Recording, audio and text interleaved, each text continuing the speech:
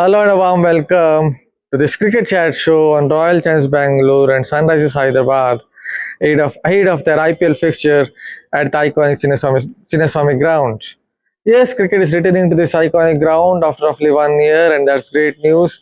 Yes, we will again hear chants of Virat and Kohli right through the match, and again, that is great news because Virat Kohli is synonymous with Chinnaswamy Stadium. Is basically the Pied Piper of cricket in modern times. And actually, I will tell you a story. One decade or so ago, while traveling in a taxi right through that Queen's Road next to the Chinnaswamy Stadium, I could hear the chants of Kohli and Virat. That tells you something about how big he is at the Chinnaswamy Stadium or in Bangalore. So that is a little bit about Kohli and the cricket returning to the Chinnaswamy Stadium. Let us look at how both the teams are shaping up. Yes, both teams practiced yesterday. Royal Challengers Bangalore have been practicing at the Chinnaswamy Stadium for about 10 days. See, Virat Kohli obviously is in great form at the nets. He's stubborn. I think the way he's batting, it feels as if the leather ball is hitting the sweet spot of the bat more often than not, especially when he's up against seam bowling. He cracked some lovely strokes yesterday as well against Rashik Salab a couple of times when someone like Abhinandan also bowled, who actually picked up his wicket once or twice during practice sessions. And also someone like Mangesh as well bowled a few overs yesterday. So he was in great form. The way the leather ball was hitting the sweet spot of the bats.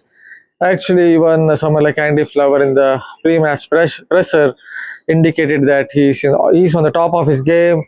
He's the way he's timing the ball, the way he's striking the ball.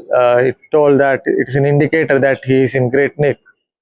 So that's a little bit about Kohli. Let's also look at Josh Hazlewood. Yes, a couple of days ago, he linked up with the RCB squad. Obviously, he's not going to play the opening game. He's still continuing with his rehab. Yesterday, he had some light drills. He was involved in exercises. So when he was involved in those exercises, he had a narrow escape. I think it was Devdutt Padikkal in one of the side nets. He cracked a lofted stroke, and with this lofted stroke, the ball came near Joseph Wood, who was doing his exercises near the boundary line. Thankfully for him, he had a narrow escape. I think the physio near him helped him as well to have this narrow escape. Otherwise, who knows? It could have hit him. So all is well that ends well for RCB because he's fine now. And then we also have to look at someone like Rajat Patidar. He also practiced yesterday. He also did some range hitting. Yeah, sometimes he couldn't connect. Sometimes he did. And when he did connect, the ball went sailing over the boundary line, especially against spinners. He looked in very good touch. And RCB camp will hope that that will be the case the match as well because he's a very good player of spinners. He's a very good player of wrist spinners. So let us see how he goes in this game. The RCB keeper. Then Devdutt Padikkal himself practiced for a few minutes. He also looked in good touch. Most likely will start ahead of Venkatesh Iyer. Then we will also have to look at someone like Rashik Salam. He also practiced for quite a while. He's someone who bowls those cutters quite well. And then there was someone like Suresh Sharma. He had a long net. Unfortunately, once again, he was dragging it down. Sometimes he was bowling it too full. And that is something I think will bother the RCB camp a little bit. He was not able to do enough of spot bowling. So that's about it when it comes to the RCB camp. Let's look at the SRH camp as well. Travis Head had a long net, quite a long net. Actually, he was facing Onkar from one end and someone like Ishan Malinga from the other end. Ishan Malinga was bowling from round the wicket, while Onkar was bowling from over the wicket.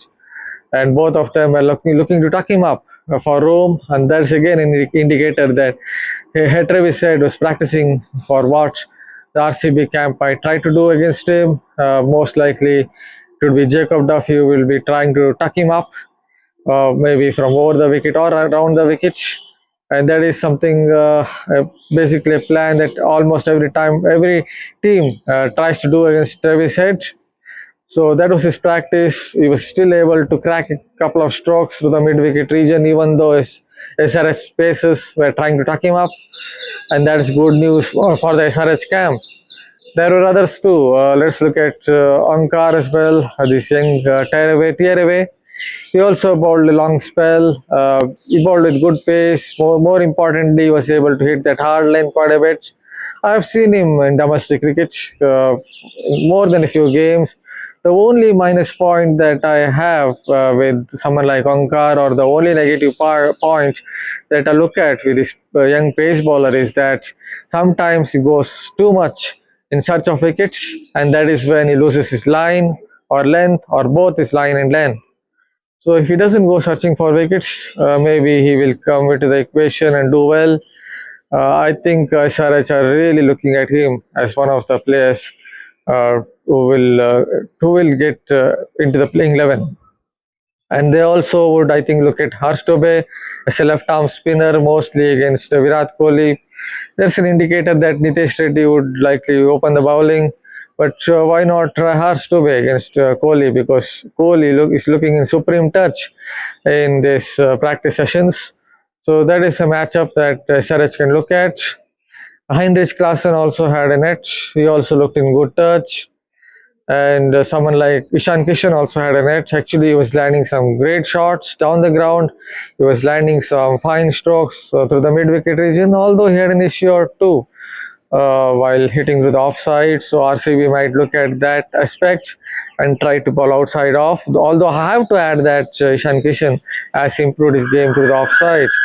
I also have to add a little bit about Jacob Bethell of RCB, because there has been a little bit of interest in the sense that whether he will replace one of the overseas players, or whether he will take the place of one of the overseas players, someone like Tim David maybe.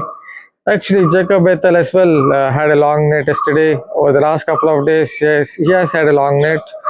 So maybe, who knows, it gives an inkling that Bethell might actually play in this game.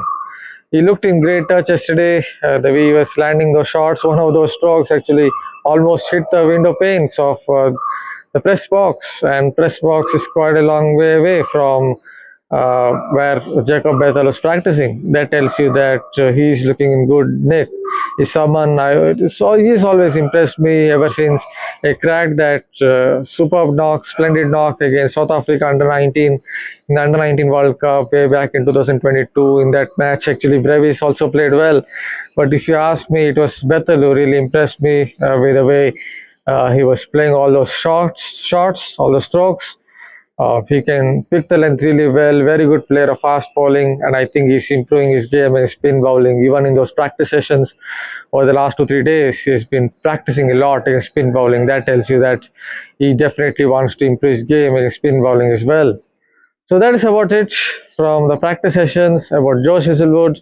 Yes, I again tell that he's absolutely fine. He had that narrow escape when it comes to that injury scare, and everything is going fine as far as the RCB camp is concerned. So thank you for taking your time out in watching this video. If you like this video, keep subscribing to our Revsportz YouTube channel, because we don't just cover cricket, we cover other sports as well. Thank you again.